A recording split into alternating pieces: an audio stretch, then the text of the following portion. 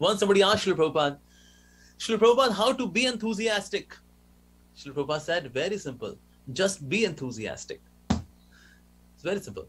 So what does that mean? When somebody said, yeah, we should be enthusiastic, and Srila Prabhupada said, very simple, just be enthusiastic. Well, sometimes when we act enthusiastically, we become enthusiastic. As Srila Prabhupada used to say, fake it till you make it.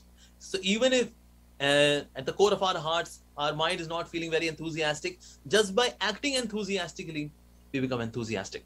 There's one lecture of Srila Prabhupada on this, from pretension to perfection.